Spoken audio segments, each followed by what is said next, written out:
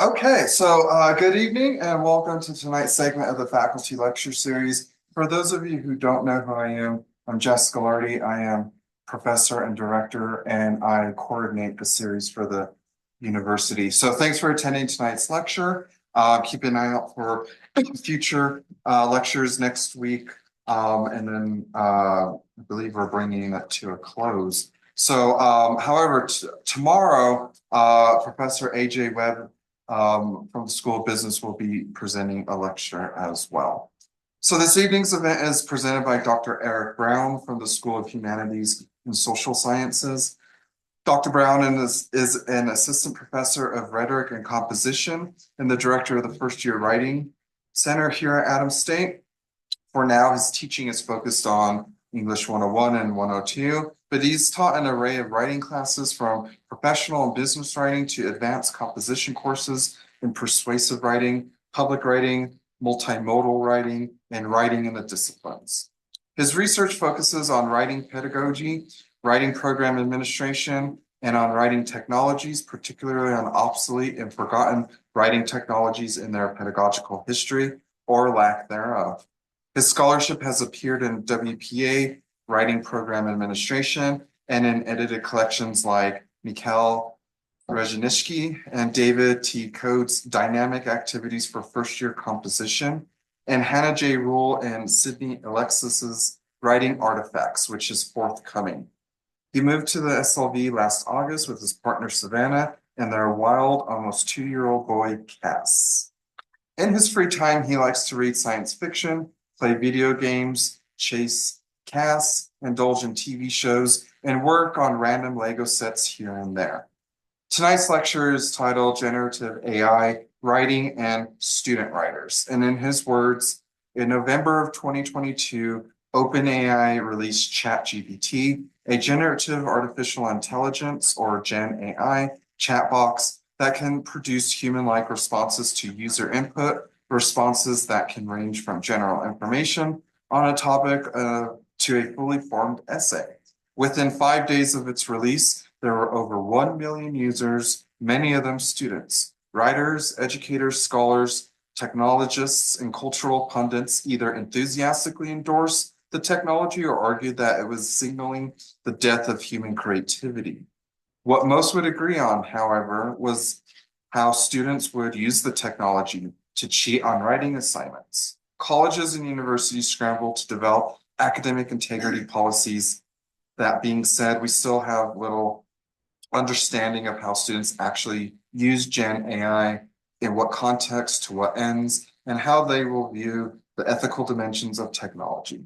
The lecture will explore many ways or explore some of the ways in which Gen AI is impacting writing, the writing classroom, and in particular, student writers. The lecture will share some anonymized qualitative data and on how students think about and use Gen AI in the writing process. So help me in welcoming Dr. Brown. Okay, thank you all so much for coming. I really appreciate it. Tonight, I'd like to just dive right in and have you all think about a couple questions, which we'll come back to toward the end of this. So if you can take a couple minutes, pull out your phone, pull out anything you can write with, and just answer these questions. So can you take the writer out of writing? Can we have writing without writers? And what is an author? I'll give everyone a few minutes to just jot a sentence or two down, nothing too complex, but these are some important theoretical questions that we'll think about when we get an answer, when we get to the end of my talk. 6:05, maybe off to 6:07.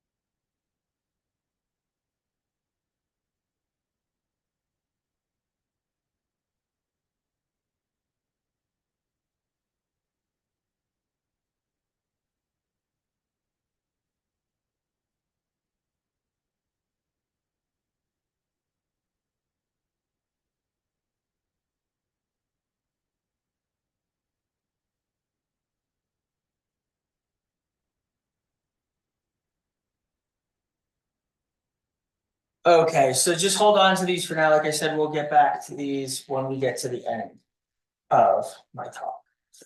I wanted to start with an example that I think is really illustrative when we start to think of problems and exigencies when it comes to generative AI, especially in the context of the writing classroom and in educational situations. So in 2023, in my previous position, I ran a suite of online first-year composition classes that are best described as MOOCs, which are massive online open composition or online courses. These courses had between 800 to 1,500 students in them each. They were all online. They had gone through some revisions. I was running the program, and in 2023, I started to notice some things, but a little more context. So, our university, Adams State University, has open access enrollment.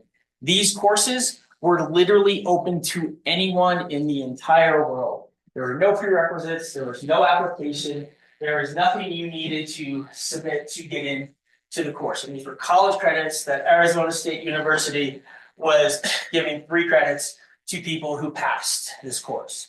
All you had to do was pay $25 to take the course.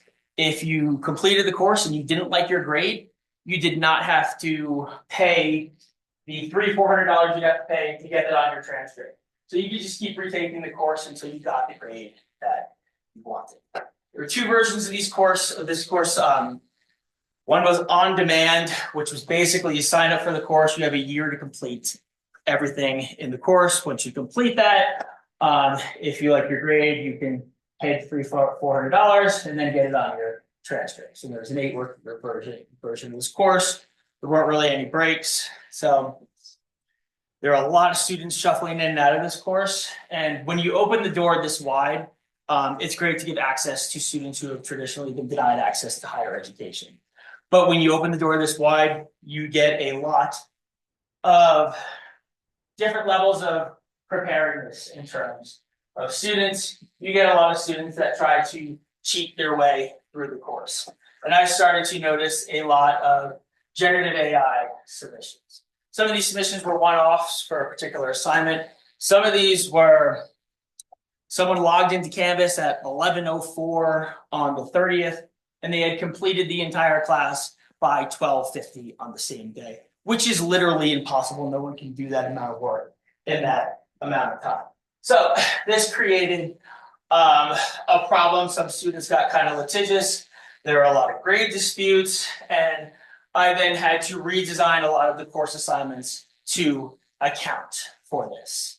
And this is when it became really obvious to me as a teacher that there was a really clear problem, a really clear exigency where generative AI can create human-like text in seconds for students or for anyone in response to a prompt.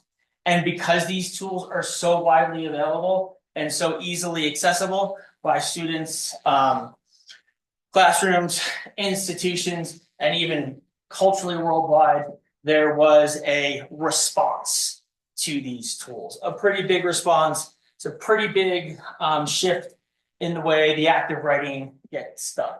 So the purpose of this talk tonight is to talk a little bit about specific ways these tools are impacting writers and writing, some best practices for using generative AI in the classroom, designing assignments, red flags for generative AI submissions, and then I have some qualitative data from student perspectives from actually this semester on generative AI use. So students, in their own words, how they use the tools and how they view the tools. So these are just the different parts we're going to go over tonight, but I want to start with a little definitional work. What is generative AI? Is it a stochastic parrot, which is basically just a parrot that mimics humans? There's a pretty famous article of the same title about generative AI. Is it a writing assistant? Is it something that just co-opts a uniquely human endeavor, a thought partner, or is it a way to cheat? These are all different kind of oscillating perspectives of how the tool has been viewed by culture and in higher education. But for tonight, I wanted to keep it simple. I didn't really want to get into LLMs and how these tools work too much, and just use a real simple definition. Generative AI is technology that automates part or all of the writing or content creation process for users. Popular examples like ChatGPT, Claude, WordTune, and there are more and more of these developed every day. So I want to talk a little bit about the landscape of generative AI, perceptions of it from a cultural perspective, a classroom perspective, and then an institutional perspective. So after the end of 2022, there were a lot of articles in the Atlantic and the New Yorker and the New York Times and a lot of other popular cultural magazines and newspapers about generative AI. Perceptions range from it's going to be the death of innovation, the death of writing, to excitement, to skepticism of its impact. Like, hey, I don't really know if this is going to change things all that much. A lot of people were excited, but mostly people were kind of going, and cultural pundits were kind of going in this direction, like Matthew Kirschenbaum, where, hey, we might be heading toward a future where most writing is not human written, but machine written. And we still don't know how this is going to play out, but that was an initial cultural reaction. Classroom reactions, why they did range. A lot of instructors in classrooms were wondering, well, what's the purpose of even teaching writing? If machines can do this, people are going to use it this way. And is there really going to be a reason for teaching writing or for reading?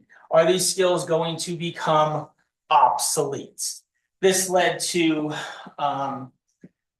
instructors kind of policing for plagiarism, cheating, a lot of AI bans, and really this boils down to what Bernard Stiegler calls permanent innovation, which I'll talk about a little bit later, and keeping up. It's really hard for instructors to keep up with these tools, especially as they are constantly evolving and constantly changing.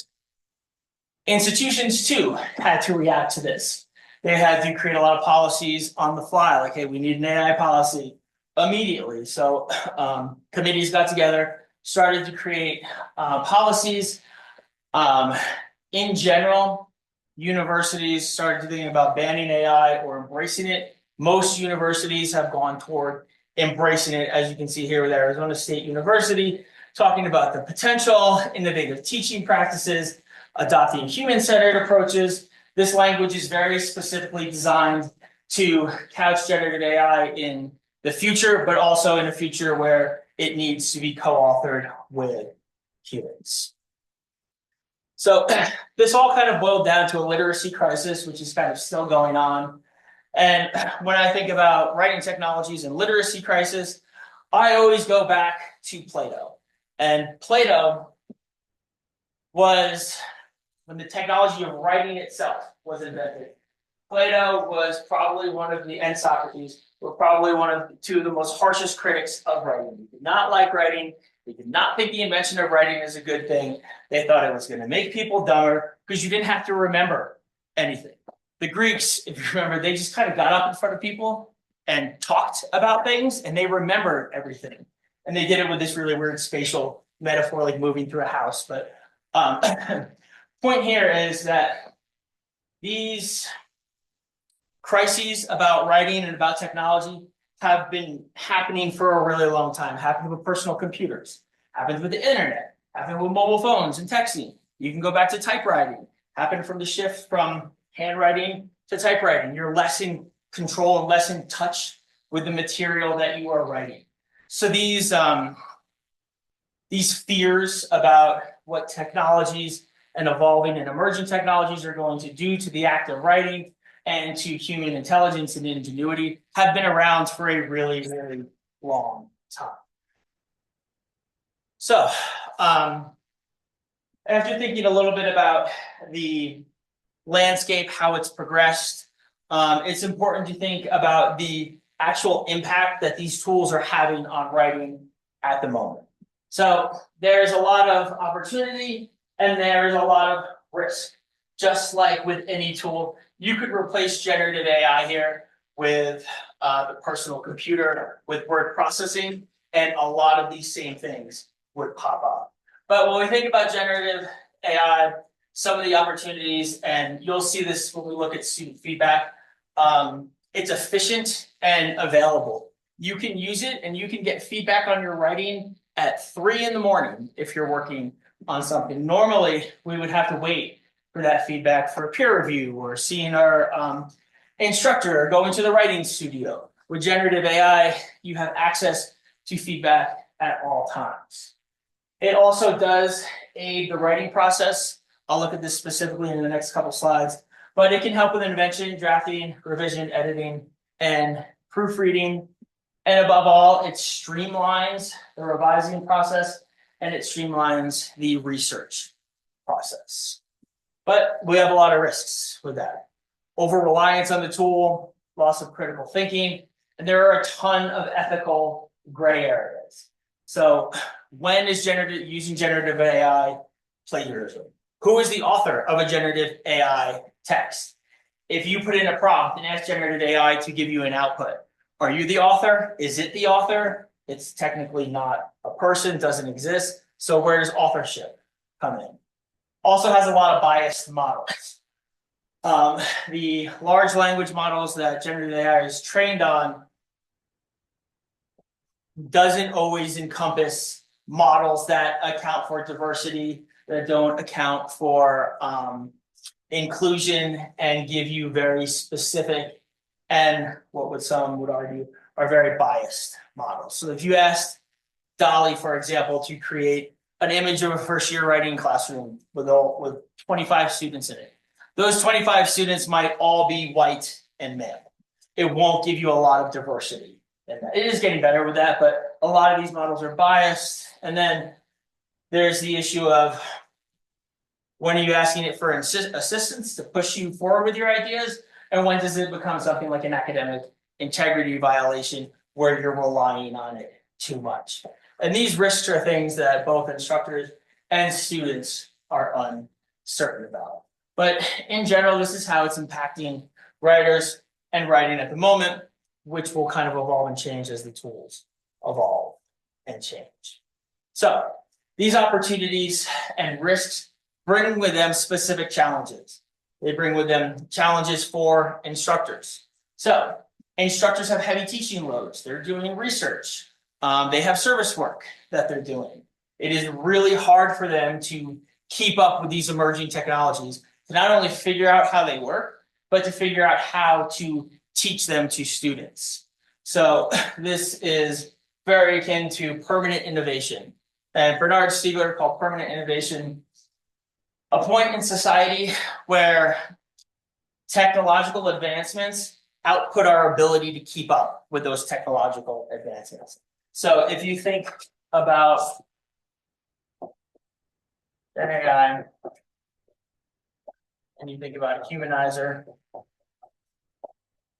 and then you think about an AI detector,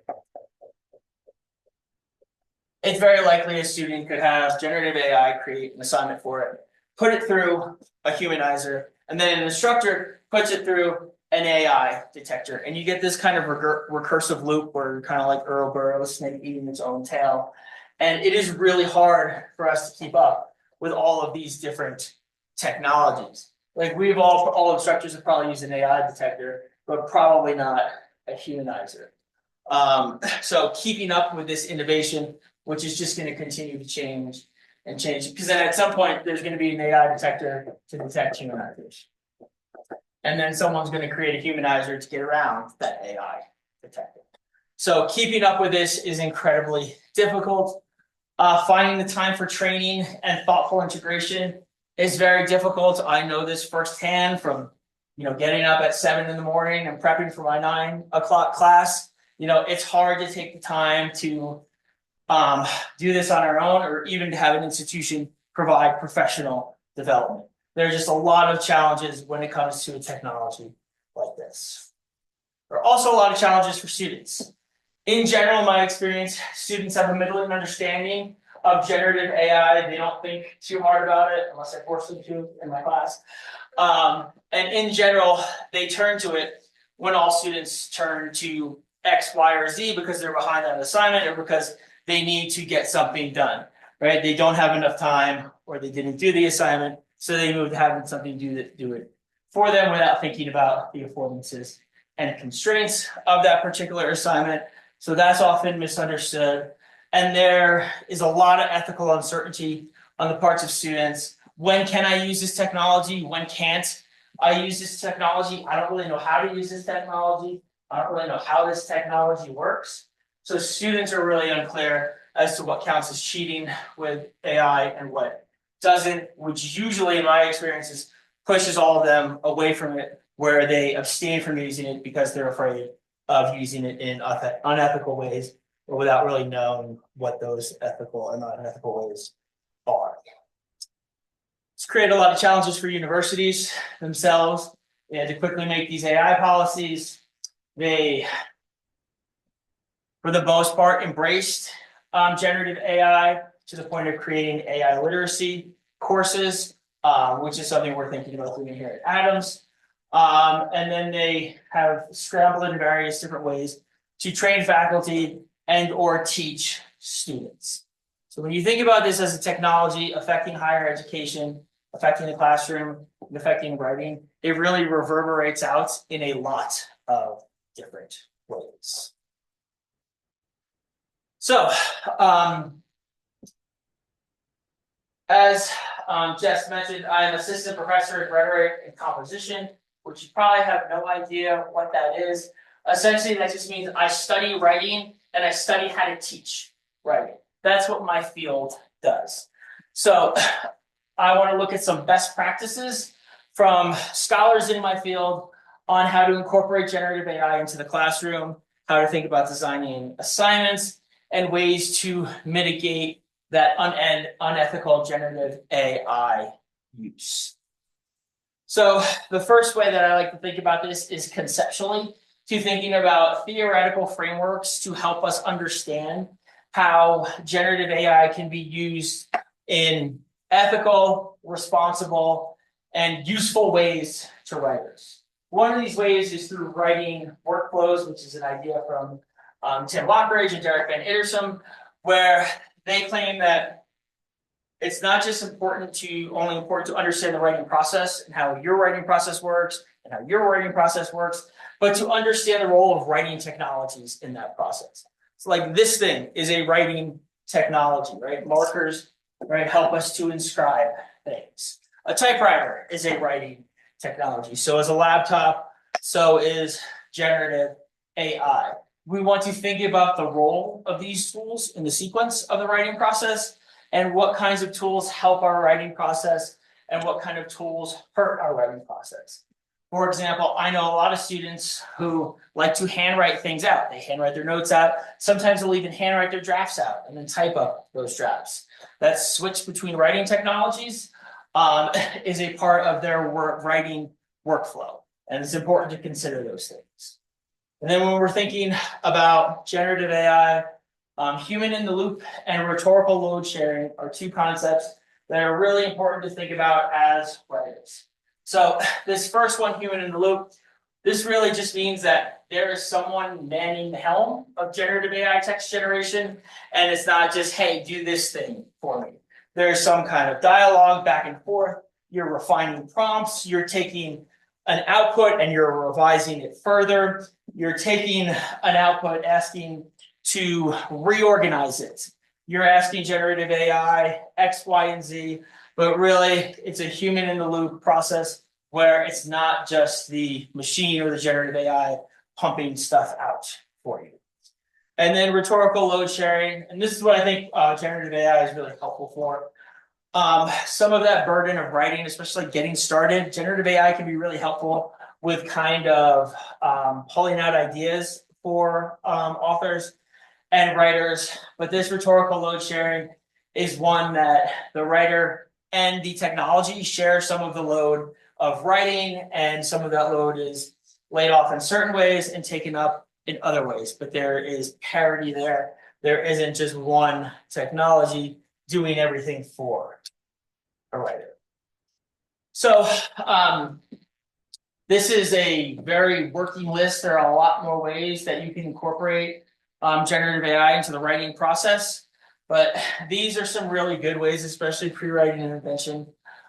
You can get multiple perspectives on a topic, especially if it's a topic that students aren't interested in writing about. Let's use really bad examples here, like a student has to write a paper about gun laws or abortion, but they have no opinions on those things. They don't know much about those things.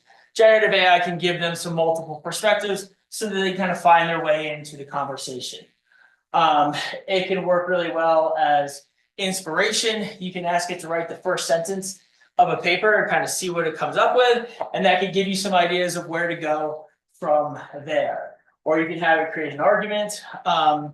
It's a good way to help you get started.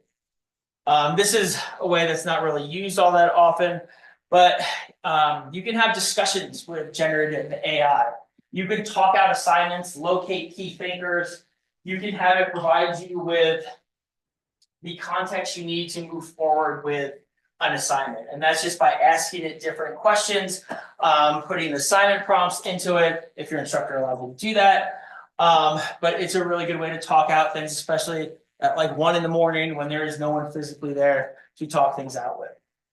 Drafting, it's a little bit more complicated because generative AI does not show you its drafting process. It just gives you an output. So students in my class, for example, all use Google Docs as they go through the writing process.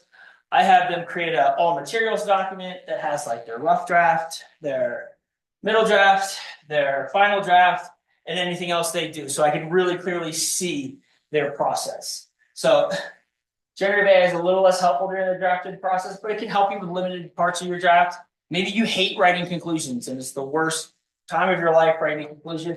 You can have generative AI give you a conclusion based on what you've already written, but it's really important that you revise that output, that you make that output sound and feel like you, and you kind of take over those ideas. It's also helpful in the revising and editing stages. Like, are my paragraphs logically organized? How can I revise X to fit with the blog post genre or to fit with the film and TV genre? And it can help with spelling and grammar issues, but it's kind of clunky in the way that it does that. You're probably better off with spell checker or your grammar checker, but these are things that it can help with. These are pragmatic ways that you can use generative AI as a writer, or have your students use generative AI in ways that are ethical and don't simply take over the writing process for students. So in my previous role that I mentioned at the beginning of this talk, I had to revise a lot of assignments. And this will still happen to me every once in a while. I'll create an assignment and I'll get a couple AI generated submissions. And I will be like, okay, I made this very easy for students to use generative AI with this.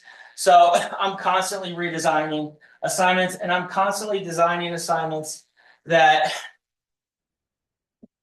elide detection while forefronting some of these things that make texts and assignments harder for generative AI to replicate. So generative AI cannot reflect on your writing process for you, right? So I often emphasize reflection and metacognition in my assignments. I create prompts that are harder to fake, so they're localized, personalized. They have specifics about the area, or they have specifics about students that generative AI wouldn't really know. So for example, an assignment I've done before is writing to locate, where a student writes about a place that has been influential in their life as a writer or as a reader. And if this is the bench down the street, generative AI is going to have a really hard time replicating something like that. And as I mentioned, emphasizing process over the final product is really important. When you can see students' revision process and writing process, it makes it a lot harder for them to use generative AI and really emphasizing the writing process. And I know this is hard for a lot of instructors to do because I teach writing classes. That's what the class is about. Not everyone is able to do that. So think about focusing on things like reflection and creating prompts that are harder for generative AI to replicate. Generally, so my students will probably tell you that I'm pretty open with my discussion with them about generative AI and about how they use generative AI. That's usually the easiest way to get a feel for how students are using it. But these are some things you can do to help with proof for original or unoriginal work. In-class writing, you can't really fake in-class handwriting. Using Google Docs is really helpful. There's a Chrome plugin called Draftback, which will actually show the writing on a Google Doc in real time. So if there's just a big copy and paste, it's really obvious. You can see students like writing, deleting, going back and jumping around. Of course, there are AI detectors. But if it does come down to policing and detection, this is really the only way that you can actually get students, for lack of a better word, is a comparative linguistic analysis. AI detectors are not 100%, and these things are not 100%. If you really are having an issue with a student and they're denying it, you need something that you know is actually theirs, like in-class writing, emails, things like that. And then you get their what you think is AI generated, and you can compare the two things, be like, this thing is not like this thing, and here are all the reasons why. And that's basically relying on our skills as researchers and scholars and people good at analysis. But I don't get there really anymore. I used to get there when I taught those classes, those massive open online courses. I used to have to do that. It's very time consuming. It's very draining. Having conversations with your students about generative AI is usually a lot more productive. So, red flags. So, if you ever think something is generative AI and you're not sure, the AI detectors give you 50, or you're not using an AI detector, these are some general red flags that I've noticed. Perfect grammar, spelling, syntax, format, etc. That is very, very rare for most students. Things like section headings. Students generally do not know to use section headings unless I tell them to. So if they are, generative AI will do that automatically for them because it helps you organize your ideas. Lack of specifics, examples, personal details, and this is the real one for me. Unique sentence construction. Show me a student paper that uses a semicolon correctly, and I will show you a student paper that is generated by AI, most likely. So these are some constructions I've seen in the past. The Alexander Library isn't just a place to read, it's a gateway to knowledge and experience. Or this shift does not undermine the writer's value. If anything, it demands more intentionality and taste. First of all, these just feel weird and off. But when I see that semicolon in there, that usually indicates to me that something is way off with what I'm reading, especially for a first year composition course. And there are more red flags than this, but falsified and verifiable sources, I had to deal with this a lot. If you ask generative AI to spit out an essay for you and you ask it to include sources, 9 times out of 10, those sources will not be real. They won't exist. They'll be a little bit off in the journal title, the article title, or the authors, or the year, or the page numbers. And that is falsifying sources. That's an academic integrity violation. But that's stuff you have to actually look up. But those are general red flags for AI generated text that I've seen before. Okay, so student perspectives. So this semester, I've gotten some really interesting student perspectives on generative AI. I asked students on their first assignment, which was a technological literacy narrative that they wrote as a blog post. I asked them to reflect a little bit after they completed the assignment. So they did some general post-writing reflection stuff, like, what do you think you did well here? What changes did you make? And then I had a section that was specifically on generative AI reflection questions. And I got some really interesting answers. And I haven't gone through all of this. I haven't coded this data or anything like that. These are just general first impressions that I got from students when they wrote these reflections. And I'm actually getting a lot more of this at the moment in another assignment that students are doing where they're writing about articles they're reading. But I found some really interesting things. A lot of students do not like using generative AI because they feel like it overwrites their voice and it takes away their authorial agency. So its suggestions sound too machine-like and generic. It has some weird suggestions for structure that kind of messed me up and threw me off. I decided, and I love when students make these writerly choices. Like I decided not to implement any of these changes because I felt like it would take my tone out of the writing process. Even though they were helpful, they were not me. I wanted to stay true to my own tone. I chose not to implement the organization that it wanted me for my narrative because it didn't sound like me and it did not, and I did not like it. I try pretty hard to impress upon students, whether it's peer review or whether they're using generative AI to revise, to critically think about the suggestions that they're getting and make their own choices. A lot of students found that using generative AI helps to streamline the revision process, and they really like the availability of the tool. It made the process faster and more insightful. This reminds me a lot of when word processing in the mid 1980s first came out. It kind of revolutionized the revision process because you no longer had to like rewrite everything, so it got a lot faster. You'd see a lot of comments like this. It's available all the time whenever you need it, unlike traditional revision methods, which might require scheduling or waiting for feedback from others. It provides instant support. That availability of the tool is something that students find very useful. This is really interesting, which I was not expecting. And this is really interesting because there's a lot of research on peer review and there's a lot of research on writing center work that says students actually listen to their peers more than they listen to instructors when it comes to revision. So I found it really interesting when students were basically saying they prefer to listen to generative AI over their classmates because they didn't have to second guess what they were being told. Not having peers that want to help with reading and revision. Better because sometimes your peers try to be nice or they simply don't know how to help you because they don't know what type of feedback you're looking for. ChatGPT eliminated these problems because you could give it specific prompts and it would provide honest feedback.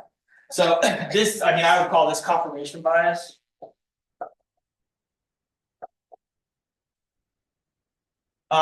Where students are kind of like, oh, okay, that's kind of what I want to hear. I'm going to go with that. This is interesting for a lot of different reasons. One, peer review is very hard to do well in a classroom. And we hadn't done peer review in my class yet. We used generative AI for the first middle draft, but I found it really interesting that students kind of honed in on how much more useful generative AI was than their peers' feedback. And the other thing I noticed was that student perspectives mostly went toward viewing generative AI as a thought partner, as a kind of like a writing coach, something that will help you understand new ideas with writing, and not just another tool, but a learning partner. Felt like having a writing coach in real time. It gave me the whys, explain things, instead of just quick comments or underlined content. So these were the general takeaways I saw from this first batch of reflections I got from students with these degrees of ambivalency, availability, efficacy, and assistance. And these, I don't think these perspectives will be unique when I get to summer and I'm doing my 102 again, and students are writing about this again. But I do think it's really interesting to note the way that students are using these tools.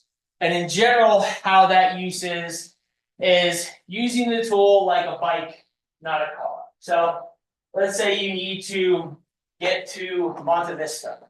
Riding a bike there is going to be some work. Driving a car there is not going to be some work. If we think about generative AI tools in writing, and we think about this kind of collaborative, let's get there together, right? A bike helps you get there, but you need human intervention to get there. It's not doing all of the work for you. It's not replacing mental exercises. It's advancing them. It's pushing those mental exercises and those writing processes forward. And it kind of provides a lot of room for exploration, for exploring, and for developing knowledge, not replacing it. So just some quick takeaways. The landscape is changing and will continue to change. There are still a ton of challenges. Best practices see generative AI as a thought partner, as a writing coach or tool when used effectively, and students use generative AI in really complicated ways. I didn't encounter a lot of feedback, and I haven't encountered a lot of straight up copy and pasted from chat GPT assignments. So I'm going to bring us back to these questions. So can you take the writer out of writing? Can we have writing without writers? And what is an author? Does anybody have any answers for any of these? So can you take the writer out of writing? I said no. Anyone else say no? I definitely say no. You cannot take the writer out of writing, but you can use generative AI text creation tools to help improve writing or help move it forward. And can you have writing without writers? I also say no to that. You cannot, you need someone at the helm creating it and guiding it, or you just get these kind of bland prosaic texts. And this question of what is an author is a lot more complicated. But generative AI is not an author. Human beings are author. That's how authorship works. But it can help us to be better authors. It can help us to streamline the writing process. 6:44. I didn't even time this out. Questions, comments, your experiences with generative AI. Excuse me, ma'am, but that baby is not allowed in here. That's my kid. Questions, comments, experiences? Yeah. So in the realm of education, an argument that's pretty common is that this might be another example, like many examples of technology that's removing cognitive load. So the same as the Plato thing, like we don't have to memorize stuff because we're going to write it down. And the example that a lot of people use is like the calculator. Yeah. And the calculator argument is by embracing AI in education, you're freeing up to move to a higher level of cognitive load. And so we can do trigonometry in high school where we couldn't have done it without the calculator, which would have been impossible. And so do you have a thought about, because you mentioned obviously reflection is a tool to get students to write where they cannot effectively use AI to generate text, but what is the trigonometry of writing? Like what is the, if mass adoption happens, what is the thing the brain should be doing that's bigger than what we've been teaching? Do you have a thought on that? What is the trigonometry of writing? That is a really great question. I do. So my first thought with the calculator thing comes up is, are math classes gone? Is math 101 gone? Those things are still here. Students still have to take those classes. It's not like the calculator got rid of those. And then there's another quotation that I really like. I'm forgetting the name of the author, but it's something along the lines of the correction is the death of any good idea. So when we have tools that can help us with organization, that can help us with introductions, we can focus on the bigger ideas and students can focus on their ideas, because a lot of students have apprehension about writing in general. They get very caught up in writing perfect sentences and having this organization, and they're not focusing on their ideas. So I think this tool will allow us, especially if we use it effectively, it will allow students to develop those big ideas earlier on, maybe not when they're seniors and when they are in their upper level classes. So the focus on the formal part, the formal act of like conventions and punctuation. Yeah, so like if you don't know the structure of an academic essay, I mean, there's value in figuring that out on your own and reading through that. But I find it more valuable for students to focus on the really good ideas that they often backburner to focus on, like organization and citation and a references page and MLA format. Those are the things that I think generative AI will help to get done for us that are really just rote memorization things that we don't really need to know. It's really students' ideas that I'm concerned with. And I think that's something that this tool will help us to do. That was a great question. Yeah, Ken. Are you familiar with Stephen King's book Onward? A little bit, yeah. So after build the foundation, so I'm roughly paraphrasing it. Basically, someone at I'm just gonna say quote Stephen King level, like he's had so much practice, and he makes I'm butchering his statement, but like when you have an original impression and the initial sentence to articulate that impression comes out, 9 times out of 10 roughly paraphrasing, that original phrasing of word choice is the most powerful, or something like that. Now, in order to get there, like you have to Stephen King practice for a lot, like many years. So I'm wondering, like, do you think this generative AI, even if it's low intention, like as a thought partner, it could actually distract someone from the Stephen King seasoning experience, where they eventually get to that level where that phrase comes out organically with eloquence, and if you tamper with it, it's going to lose that initial punch. So that's a great question. So to get to that Stephen King level, most students aren't trying to get there. Most college students don't need to get there. That like I know that moment. I've been in that moment. I've written those sentences, and they feel really, really fucking good, to be honest. Like it's great to get one of those sentences out. Generative AI can definitely get in the way of that process. But if you're moving up to that level, you're not even going to think about using generative AI for that sentence. You're going to create that sentence organically. And I don't expect first-year writing students or,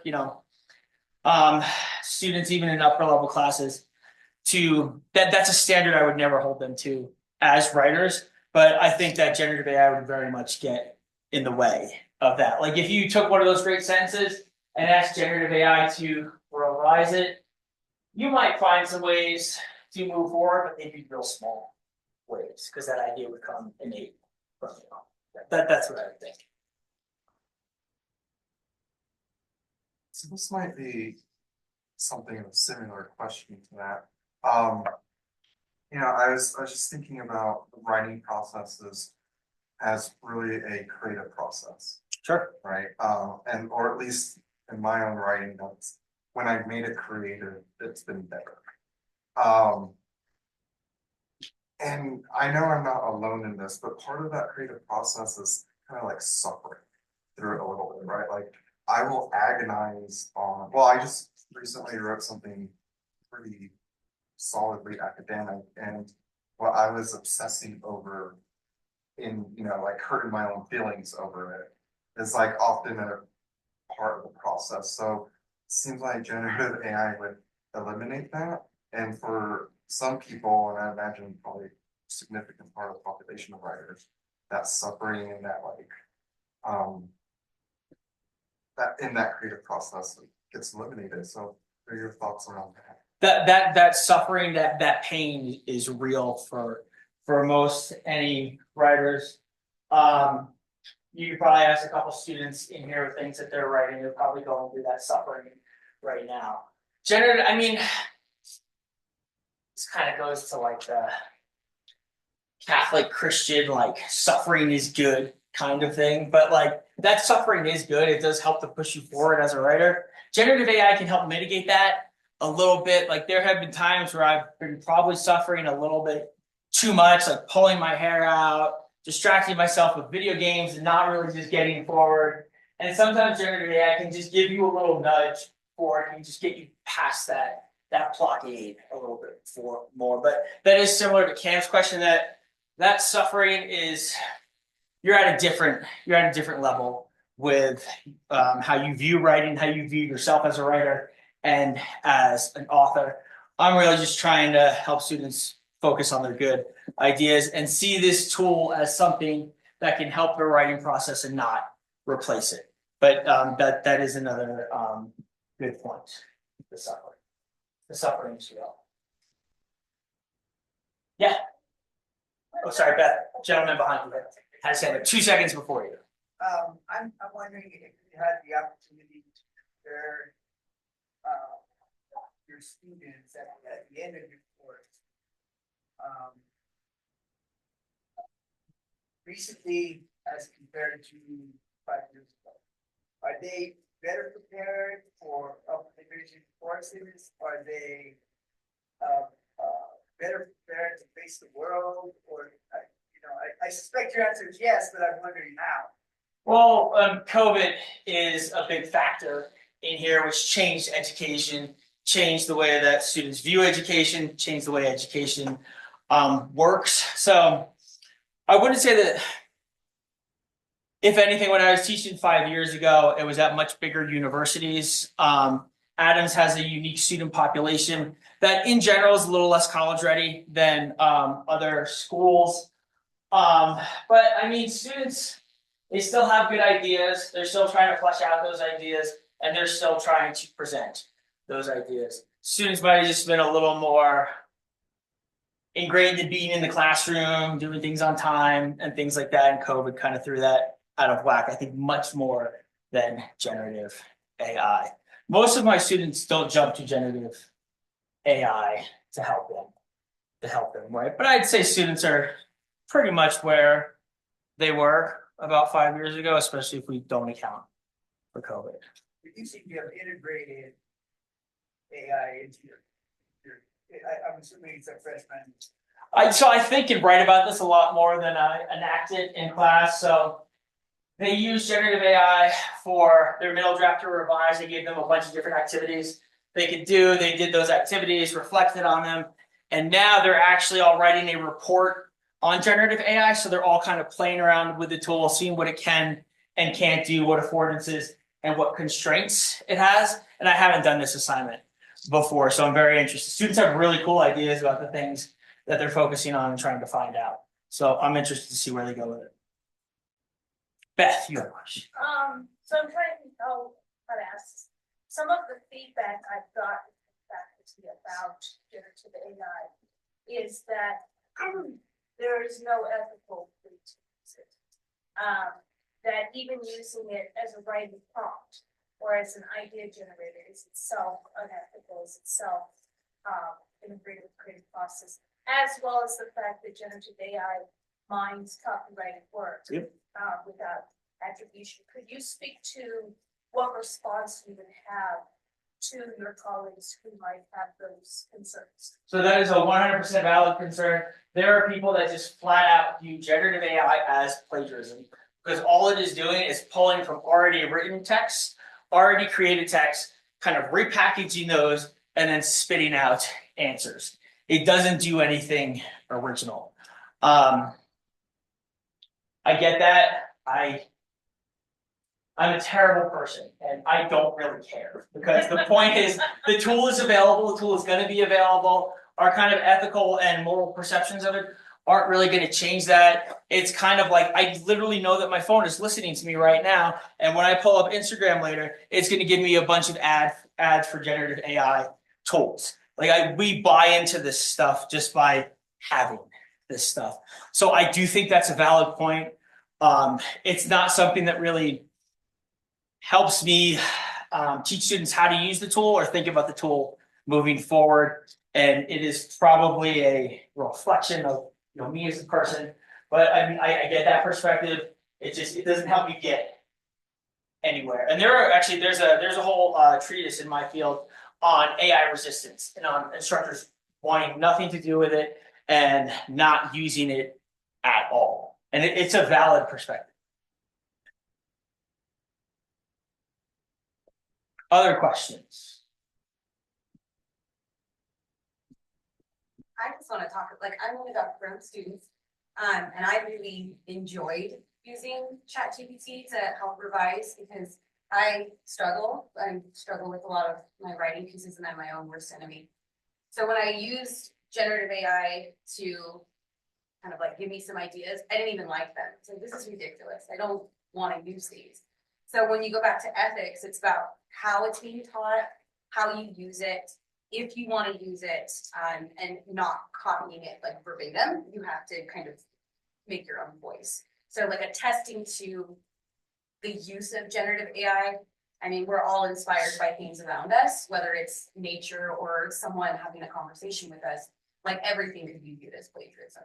But if you're taking your own voice and your own experiences and your own style and making it unique and just using ChatGPT as like your backup or your motivation to say, yeah, I don't need that, I can actually do this. As a student, it's really rewarding because you know that you don't have to second guess yourself. You can just go with the flow. Yeah, that's a good point. So in my courses, 101 and 102, I center them around these big ideas of writing. One of those in 102 is that writing is a social process. So when we write anything, we're already engaging with the ideas of others. We're already thinking about the things that we've read and incorporating those ideas into our writing. So this idea that everything is plagiarism, I view that as like writing is a collaborative endeavor, and so is reading, because we're always bringing in other ideas. And the better you get as a student, the more connections you start to make between the things that you read. And for me, that's what pushes forward my writing process. But this gets into like theoretical kind of very great concepts about what counts as writing, what is writing, how do we use sources, what are our ideas, what aren't. And these are all culturally created. For example, and I believe it's in China, the way that they write, we would consider it plagiarism because they use blocks of text without using quotation marks or identifying authors. And that's considered like a sign of respect that they do it in that way without citing that. So a lot of these cultural understandings of what writing is, what plagiarism is, it's all culturally created. Other questions, comments? Yeah. So it's gonna sound cheesy. Sure. I come at this from like a psychology perspective for the marketing. But Sure. I wonder, like, what's your experience on, like, I feel, yeah, in terms of like, the practicality of fetching, like, flat out plagiarism, that's more like a technical skill thing, but in terms of like treating the heart of the problem, I wonder, like, in my experience, it's like people who have a love of finding that satisfaction of articulating your idiosyncratic impressions, sort of like feeling that combination lock click.